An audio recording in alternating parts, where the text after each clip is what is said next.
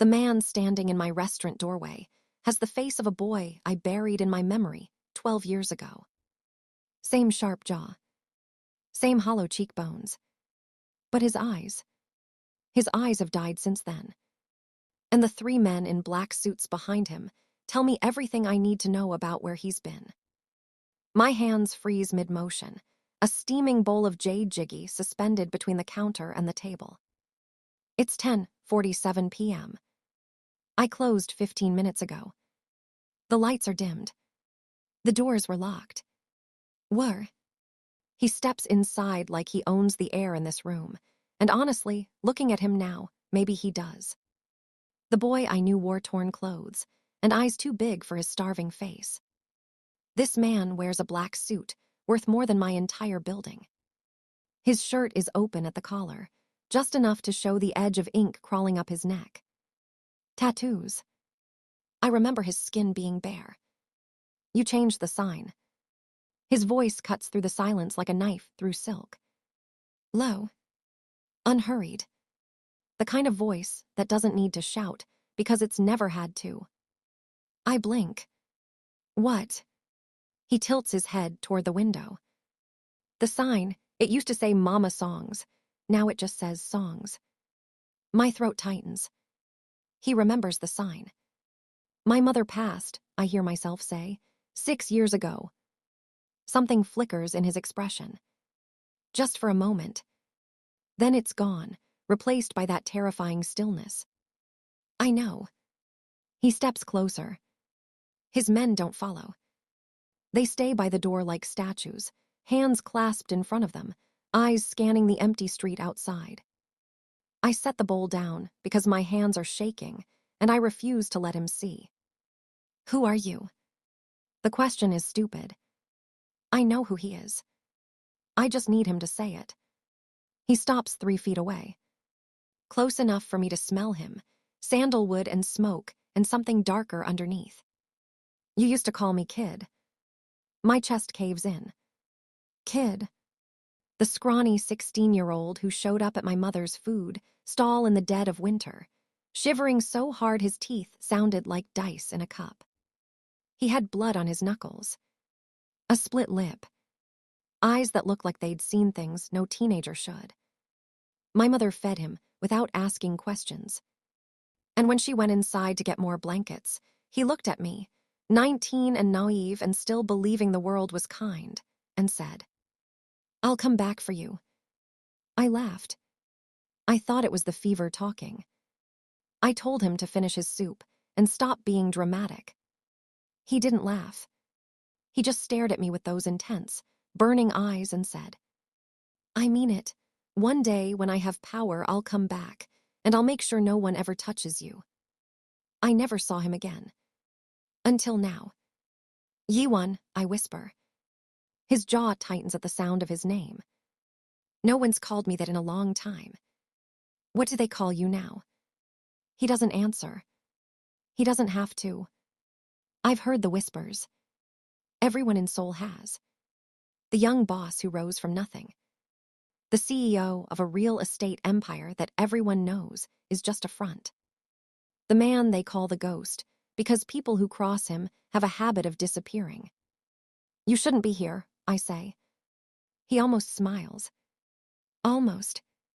And yet here I am. He reaches out. Slowly. Deliberately. Giving me every chance to pull away. I don't. His fingers brush the edge of my jaw, tilting my face toward the light. "You have a bruise." It's not a question. I flinch, but he holds firm. "Who?" he asks. One word. Cold as a blade. It doesn't matter. It matters to me. His thumb traces the edge of the discoloration on my cheekbone, featherlight, contradicting every terrifying thing I know about him. I swallow. "Some men came by last week. They want this building. The whole block, actually. Said I should sell before something happens. And when you refused." One of them got physical. Yiwon's hand drops. His eyes go flat. Completely, utterly flat. And in that moment, I see it.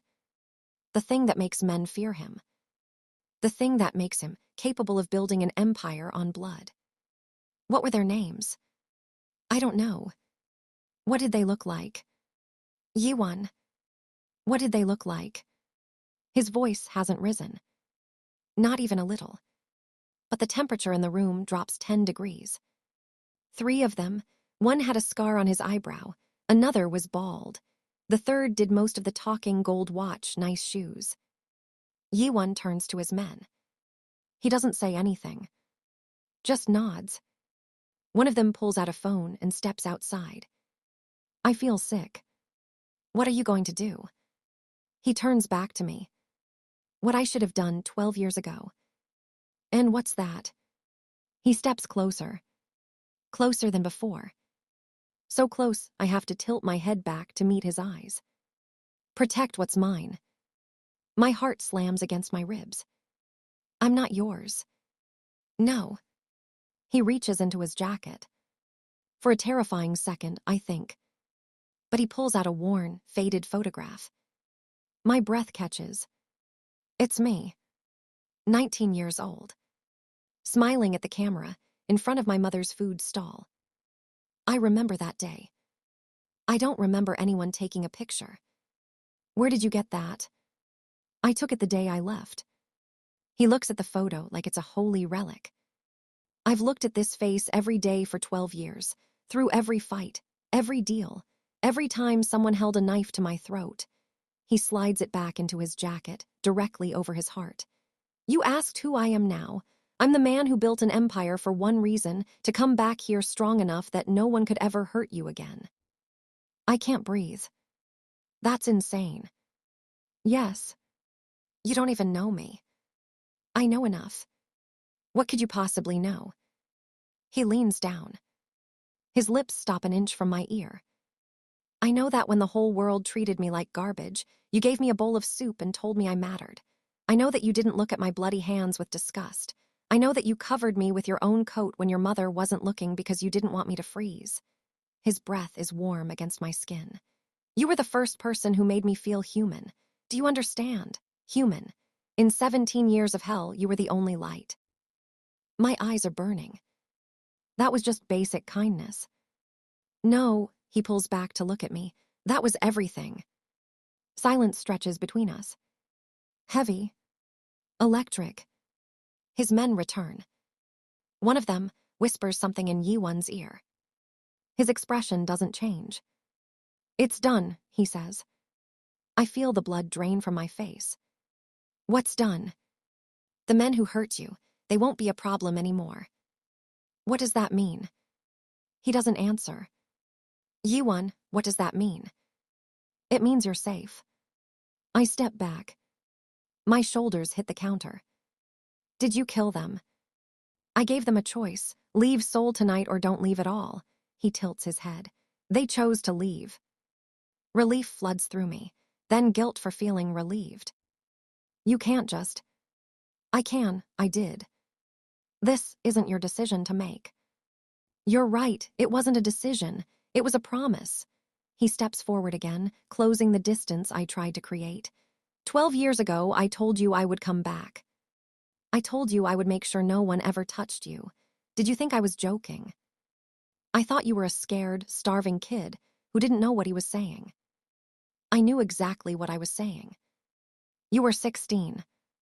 And now I'm 28 with enough power to level this city if I wanted to. His voice drops. But I don't want to level it. I just want to keep you safe. Is that so hard to accept? Yes, because I don't need your protection. I've survived 6 years without my mother, without anyone, and I don't need some gangster showing up and... His hand covers my mouth. Not roughly. Almost gently. But it shuts me up instantly. Don't, his eyes bore into mine. Don't call me that, not you. Anyone else fine, but not you. Slowly, he lowers his hand. You want to know what I am? I'm a monster. I've done things that would make you sick. I've hurt people, destroyed people.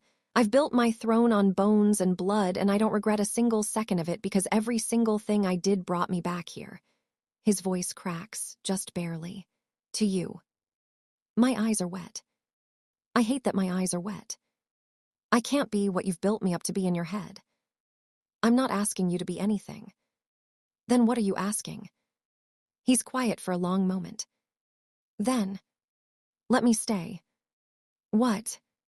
Not here, not in your home, but close. Let me watch over you. Let me make sure no one touches you again. You don't have to love me. You don't even have to like me. Just let me exist in your orbit. I stare at him. This man who commands armies. Who makes grown men tremble. He's standing in my tiny restaurant, asking for permission to be near me like a dog begging for scraps. Why? Because you're the only good thing I've ever known. And if I lose sight of you again, I'm afraid I'll forget what good looks like entirely. My heart cracks. Actually cracks. I can feel it splitting down the middle. The things you've done can't be undone. The person you are can't be changed. Then how can I? You can't save me, he says it simply, factually. I'm not asking you to, I'm just asking you to exist. Keep making your soup, keep running your restaurant, keep being the light you've always been, and let me stand in the shadows making sure no one ever dims it. I should say no. Every logical part of my brain is screaming at me to say no. This man is dangerous. This man has blood on his hands. This man represents everything I should fear. But when I look at him, really look at him, I don't see the monster he claims to be. I see the boy. The starving, terrified boy who sat at my mother's table and cried when she gave him seconds, because no one had ever given him seconds before. The boy who promised he'd come back. And did. One condition. His eyes sharpen. Name it. You eat here once a week at that table. I point to the corner booth, the same one he sat at 12 years ago. No men, no business, just you and a bowl of soup. Something shifts in his expression. Something cracks behind those dead eyes. For just a second, he looks 16 again. Why? Because someone needs to remind you that you're human, and apparently, I take a breath. Apparently that's my job. He's silent for so long I think I've broken him. Then, he smiles. Not a smirk. Not a cold, calculated expression. An actual smile. Small. Fragile. Like a flower pushing through concrete.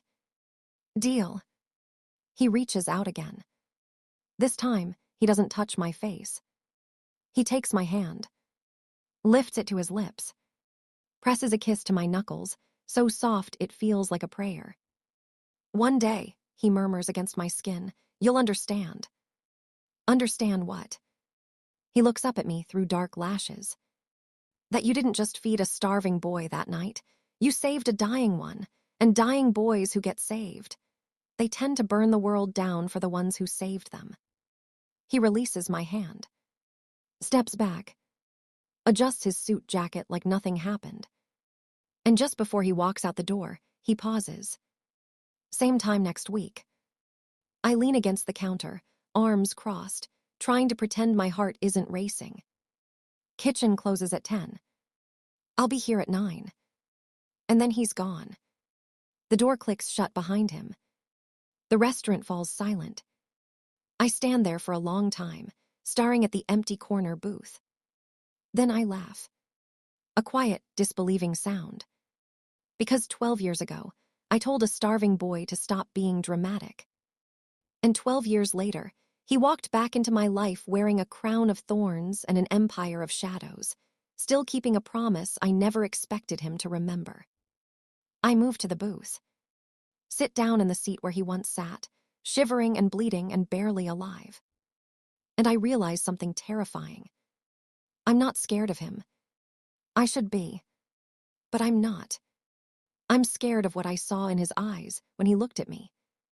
Because it wasn't obsession. It wasn't possession. It was devotion. The kind that doesn't burn out. The kind that doesn't fade. The kind that waits 12 years and builds empires and still shows up at a tiny restaurant at 10:47 p.m. just to make sure I'm okay. I close my eyes. Take a breath. And for the first time in 6 years, I don't feel alone. The boy I fed made a promise. And the man he became, cold, ruthless, terrifying, walked through my door tonight to keep it. I told him once that he mattered. Now I understand. To him, those words weren't kindness. They were a lifeline. And he spent 12 years climbing back up it. Straight to me,